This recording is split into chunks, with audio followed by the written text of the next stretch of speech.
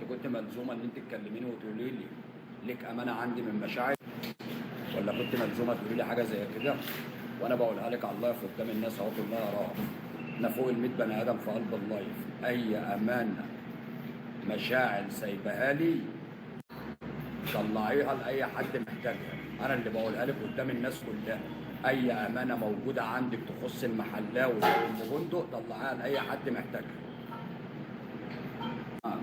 الناس مش عايزه كده، الناس عايزه الشخ، عايزه المحلاوي يطلع يقلع بلبوس ويشتم في ده ويعمل في ده.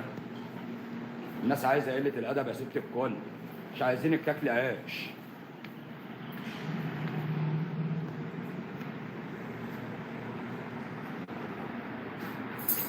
عارف يا مغربي والله. مين اللي الشيطان بقى بصه وفكر يجي على حد بيدخل عند المحلاوي؟ مين؟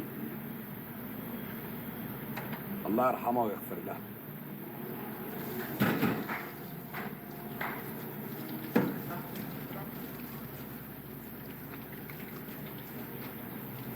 لو طلعنا شحاتنا هتبقى زي الفل.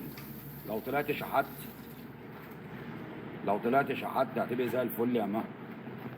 ويا سلام بقى لو طلعتوا قضيتوها لفلفه وحب والكلام ده. الشبهات دلوقتي بقت عادي يعني على المنصه.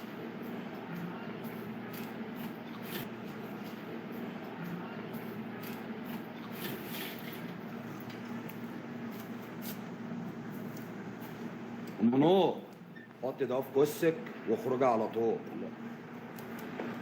بره نايكي يا لبوه.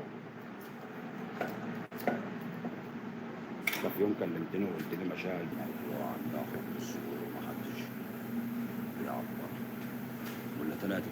بقول لك المحلاوي قاعد نايم واكل شارب على حساب مشاعر عادي. قلبك الصماء نايمه في حضن بنت الاحبه عشان تعرف ان كنت نايم واكل شارب على حساب مشاعر ولا لا. هي الظاهر كده نفسها فيه وبتقول اخيه. ولا فقراء الادب في حبيب كل كلمه طلعت من حسناتها.